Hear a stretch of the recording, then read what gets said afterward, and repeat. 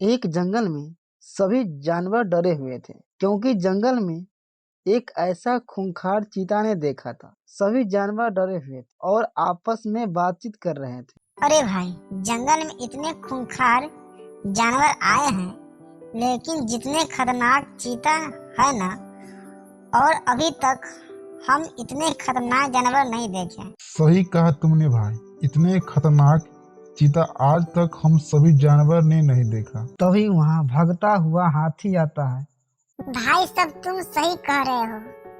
मैं तो भाग्यशाली हूँ जो उस चीता से बचकर आ गए। पूरे जंगल में उस चीता का बात चल रहा था। बात शेर खान तक पहुँच गया। तभी शेर खान जानवरों के पास आ जाता है और बोलता है, मुझसे ज्यादा खतरनाक जानवर कौन हो सकता है? मैं शेर हूँ, जंगल का राजा हूँ। अभी तक आप उस खूंखार चीता को नहीं देखा।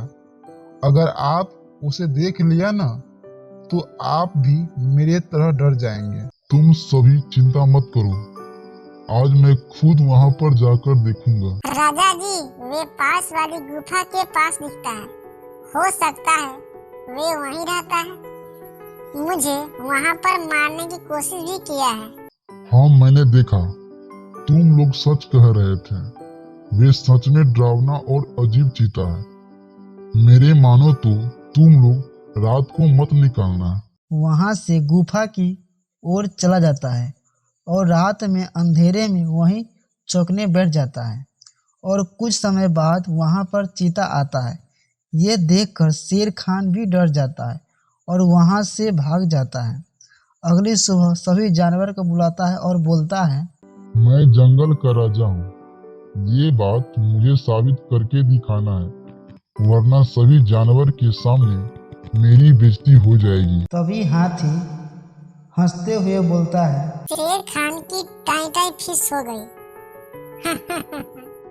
सभी जानवर शेर खान के डरता देखकर हंसते हुए चला जाता है। लेकिन शेर खान अपनी बेइज्जती बर्दाश्त नहीं कर पाया। उसने मन में सोचा। एक दिन वह सुबह जाकर छुप जाता है। तभी शेर खान ने देखा कि बकरी गुफा की ओर जा रही है। कई घंटों के बाद वे वापस नहीं आया।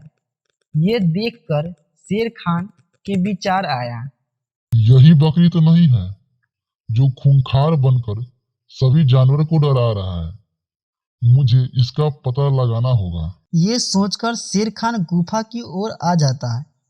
शेर खान का शक बिल्कुल सही निकला।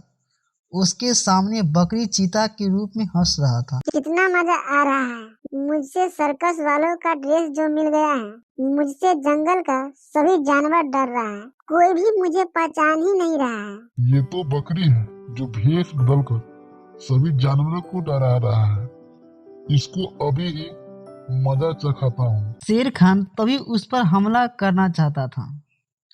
तभी मन में एक विचार आया और जंगल में वापस आ गया। जंगल में आकर सभी जानवर को बुलाता है और बोलता है, जाओ उस चीता को बोलना मुझसे मुकाबला करने के लिए। मैं देखता हूँ कौन कितना ताकतवर है।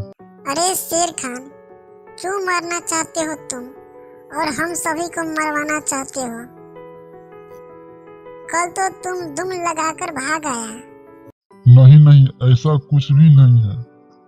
आज मैं तुम सबको सामने उस चीता को असली रूप में दिखलाऊंगा। ये कहकर शेर खान वहां से चला जाता है। जानवरों इधर उधर बात फैला दिया कि शेर खान और चीता का चुनौती दे दिया है। ये बात चीता को भी पहुंच गया। फिर शाम हो गया और चीता बाहर आ गया। उसका भयानक रूप देखकर सभी जानवर डर जाता है।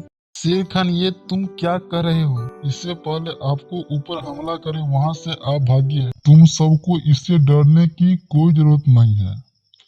मैं इससे ज्यादा ताकतवर हूँ। तुम सब चुप रहो। अरे ओ बकरी, जल्दी से तुम इस कपड़ों को हटाता है, नहीं तो मैं तुझे ही मार डालूंगा।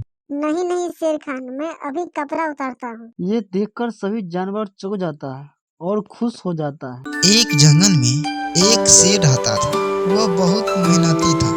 उसके कुछ ही दूरी के बाद लोमड़ी एक हिरन रहता था। ये दोनों बहुत आलसी था। इसके बावजूद भी तीनों में दोस्ती था। कई बार भी लोमड़ी और हिरन शेर का फायदा उठाता। वह मेहनत करके अपना भोजन तैयार करता। ये दोनों खाने पहुंच जाता। शेर भी दोस्ती के कारण इन्हें कुछ नहीं कहता था। एक दिन की बात है, शेर जंगल में घूमने जा रहा था। तभी उसे गेहूं के कुछ बीज दिखाई दी, जिसे देखकर वह सोचने लगा, क्यों न इस बीज को खेतों में बो दूं। जब फसल हो जाएगा तो गेहूं पिसवा लूंगा और उसको रोटी बनाकर मजे से खाऊंगा। उसको आशा था कि उसके दोस्त इस काम में मदद करेगा। उसने गेहूं के बीज उठा ली। सबसे पहले लोमड़ी के पास पहुंचा और उसने लोमड़ी से कहा, दोस्त देखो, मुझे जंगल में गेहूं के बीज मिला है। मैं इसे बोना चाहता हूँ। क्या तुम मेरे सहायता करोगे? लोमड़ी उस समय आराम कर रहा था। तभी उसने कहा, नहीं, मुझे बहुत तेज पेट में दर्द हो रहा है। मैं अभी एक काम नहीं कर सकता। तब शेर हिरन के पास जाता है, उसे गेहूं के बीज दिखाता है। दोस्त देखो, मुझे जंगल में गेहूं का बीज मिला है। देखो, मैं जंगल में चारा चरने जा रहा हूँ। मैं अभी तुझे कोई काम नहीं कर सकता। अगर मैं चारा चरने नहीं जाऊंगा तो मैं भूखे रह जाऊंगा। दुखी होकर शेर बोलता है, कोई बात नहीं, मैं खुद ही जाकर खेत में गेहूं का बीज बो देता हूँ। वह खेत में गया और गेहूं का बीज बो देता है। समय बीता और गेहूं का बीज का फसल लहराता गया, जिसे देखकर शेर बहुत खुश हो जाता है। और फिर वह गया पहले लोमड़ी के पास और उसने लोमड़ी से कहा, दोस्त खेत में फसल लहरा रहा है। क्या फसल काटने में तुम मेरी मदद करोगे? नहीं, मैं ये काम नहीं कर पाऊंगा। मेरा तबीयत खराब है। फिर वह हिरन के पास जाता है। दोस्त खेत में फसल लहरा रहा है। क्या फसल काटने में तुम मेरी मदद करोगे? नहीं, मैं ये काम नहीं कर सकता। मैं अभी अपनी नानी के घर जा रहा हूँ। शेर वहां से उदास होकर वहां से चला जाता है और सीधे खेत में पहुंचा। वहां उसने अकेले खेत में फसल काटी। अगले दिन सोचा, क्यों न इस गेहूं का पिसवा लूं और आटा रोटी के काम आएगा। वह फिर लोमड़ी के पास जाता है और उसने काटने को कहा, दोस्त चलो ना मेरे साथ आटा पिसाने, मुझे इसे पिसवाना है। ऐसा काम के लिए मुझे मत कहना। मैं इस काम के लिए नहीं हूँ। फिर शेर हिरन के पास जाता है और सहायता मांगता है, तो हिरन बोलता है, आटा चक्की पिसाने वाले से मुझे उसे लड़ाई हो गया है। मैं नहीं जाता हूँ। दुखी होकर शेर अकेले ही आटा पिसाने चला जाता है और गेहूं को पिसवाकर घर ले आता है।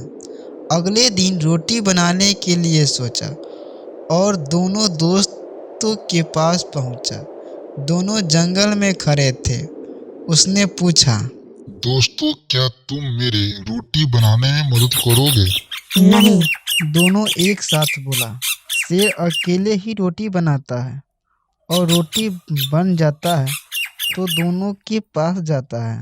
अब बताओ, रोटी कौन कौन खाओगे? हम।